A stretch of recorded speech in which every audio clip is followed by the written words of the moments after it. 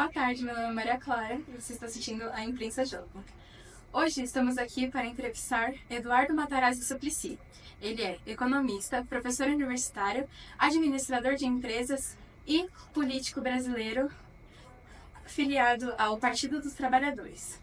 Primeiramente, eu gostaria de agradecer por você nos conceder essa entrevista, porque todo mundo aqui estava muito animado em receber a sua entrevista, tanto por conta do Grêmio Estudantil, que começou agora esse ano, tanto pelos estudantes também. Quero dar as boas-vindas a vocês, estudantes da Escola Municipal de Ensino Fundamental Marcos Méliga, e sou hoje deputado estadual, eleito, com 807.015 votos, foi a maior votação para um deputado estadual.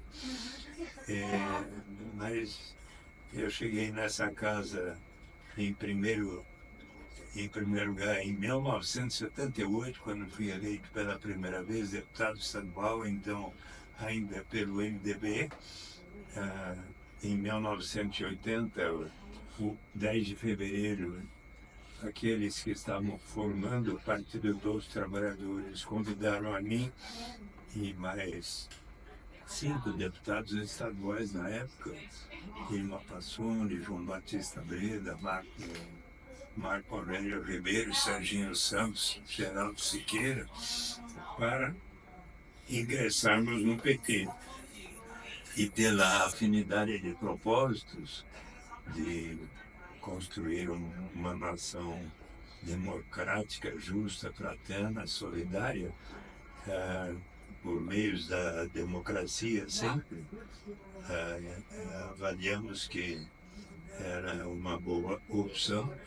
E então participei, nós participamos 6 deputados, então eleitos pelo MDB, da fundação do PT. E depois eu fui eleito deputado federal em 1982. Em 85 e 86 eu fui candidato a prefeito, depois a governador, mas não eleito. Depois elegeram-me vereador na Câmara Municipal de São Paulo, onde, por ter tido uma votação muito expressiva, 201.000 votos, elegeram-me presidente da Câmara Municipal. Ali coloquei em prática a norma.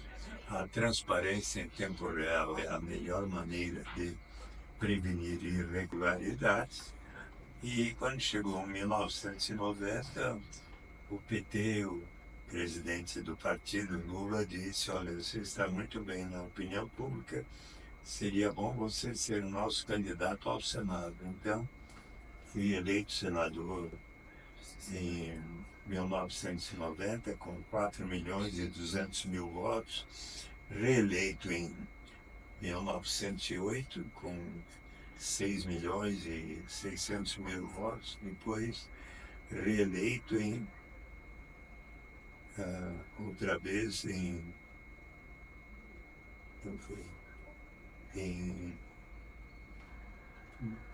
2006, daí com 8.900.000 votos aproximadamente. E depois, em 2014 não fui eleito, mas em 2016 fui eleito vereador com 301.000 votos, a maior votação para um vereador. Depois, em 2020, fui reeleito outra vez com aí 167.000 votos, para um número bem maior de candidatos do que em 2016. Mas daí, quando chegou julho de 2023, o presidente Lula e o presidente estadual do PT, Luiz Marinho, disseram a mim: seria bom você ser nosso candidato a deputado estadual para ajudar na eleição do nosso candidato a governador, Fernando Haddad. E eu aceitei e acabei sendo eleito com 807.015 votos. E Fernando Haddad não foi eleito, mas teve uma ótima votação. E hoje ele é o ministro da Fazenda. E eu cheguei a trabalhar como secretário de Direitos Humanos do prefeito Fernando Haddad em 2015 e começo de 2016. E, deputado, qual é a sua visão sobre o papel dos jovens, tanto na política quanto na sociedade atualmente? Fundamental. Acho que é importantíssimo que vocês, desde meninas, meninos, possam estar observando, né, o que se passa em nosso país. Né? Eu gradualmente fiquei, desde menino, impressionado com coisas que eu via. Né? Eu nasci com uma família que era bem sucedida, morávamos numa ótima casa ali na Alameda Casa Branca, com a Alameda Santos, perto do Parque Siqueira, em frente ao Parque Siqueira Campos, que fica em frente ao MASP, na Avenida Paulista, né? E meus pais me transmitiram valores assim de como era importante que nós, 11 filhos e filhas, eu sou o oitavo de 11, como deveríamos ser sempre muito unidos, solidários, fraternos, mas que estes valores deveriam também valer para além dos muros da nossa casa. Então, meu pai, além de ser um corretor bem-sucedido, ele dedicava boa parte do seu tempo também, por exemplo, ao movimento pela desfavelização de São Paulo, também preocupado com a situação de menores. Ele foi por 30 anos presidente da Fundação Casa do Pequeno Trabalhador, que dava oportunidades a meninos de 10 a 15 anos para serem parte do dia guardinhas de automóveis e outra parte ou serem engraxados e tal, mas outra parte estudavam. Né? E eu às vezes o acompanhava para ver e observava que aqueles meninos o abraçavam como se fosse um segundo pai. Né? Mas pouco a pouco eu fui observando que em nosso país há uma desigualdade muito grande, muitas pessoas que hoje não têm oportunidades adequadas, às vezes até para bem se alimentar, para morar. Hoje tem mais de 60 mil moradores em situação de rua na cidade de São Paulo, né? E eu sempre me preocupei de, será que haveria, ou que haverá instrumentos de política econômica que efetivamente venham a elevar o grau de justiça na sociedade brasileira para os jovens. É muito importante que eles possam estar interagindo, compreendendo a importância de nós vivermos numa democracia, um sistema onde as pessoas tenham liberdade de estar continuamente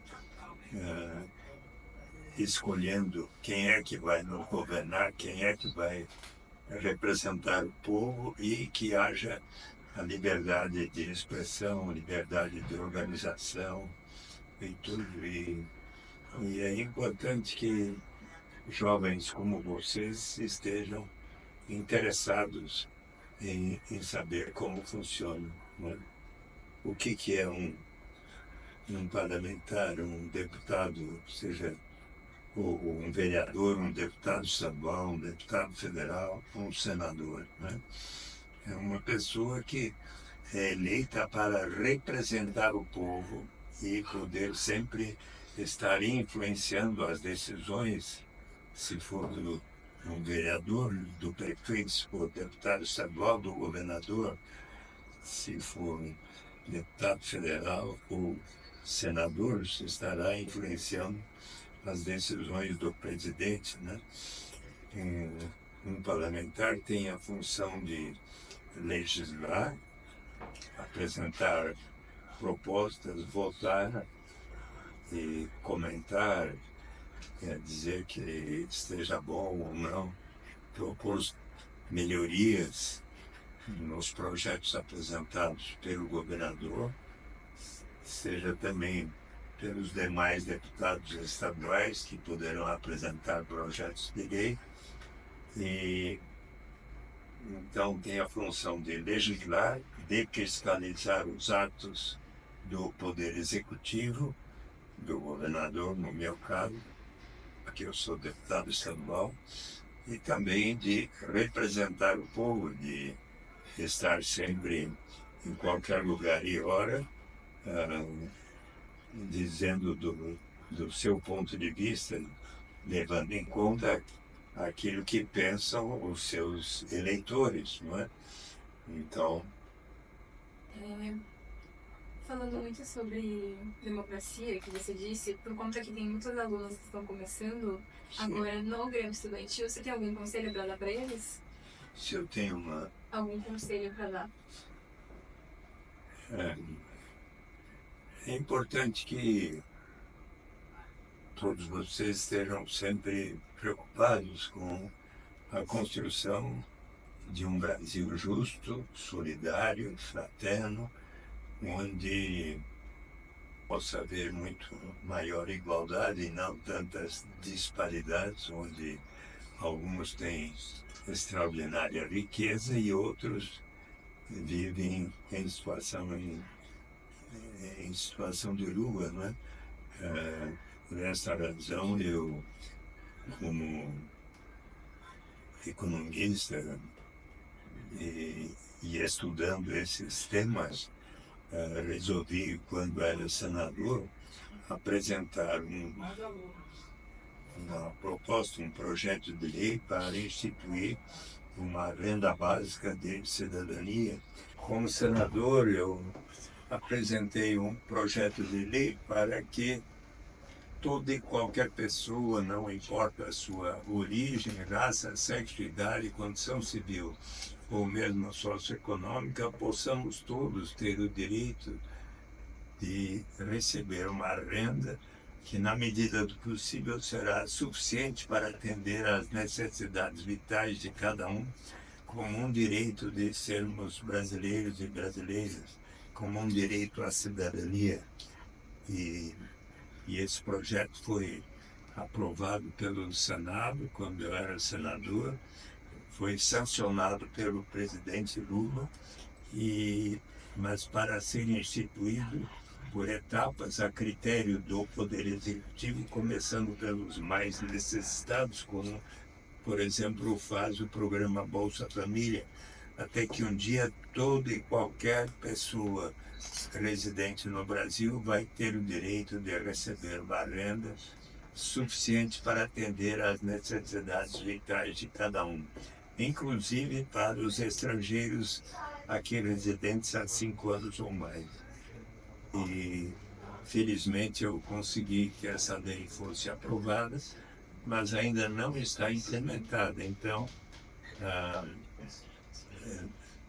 será possível que eu recentemente apresentei uma carta em outubro passado ao presidente Lula para ele constituir um grupo de trabalho para estudar as etapas em direção à renda básica universal.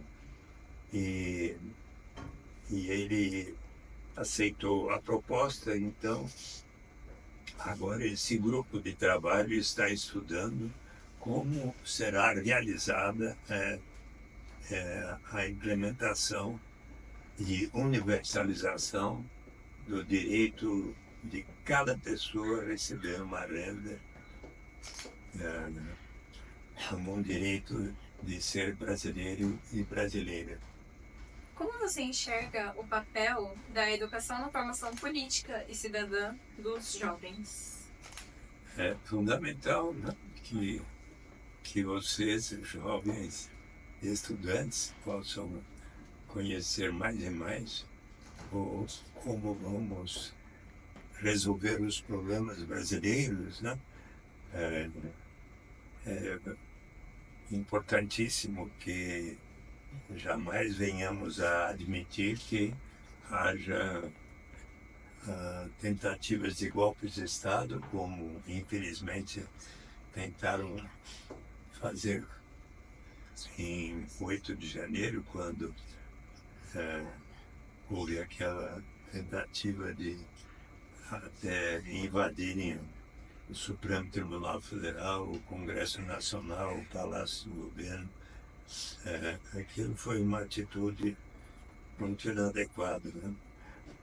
E eu acho que, como o Papa Francisco tem dito, recomendado a todos, procurem colocar em prática aqueles instrumentos de política econômica que possam elevar o grau de justiça para, então, haver a paz dentro de cada país e dentre os países. Não? Considero um absurdo que hoje haja, todo dia a gente chega em casa e liga a televisão e vê as cenas das guerras que estão acontecendo lá. A Rússia versus Ucrânia, Israel versus Palestina. Essas coisas deveriam estar sendo resolvidas por diálogo e não por armas.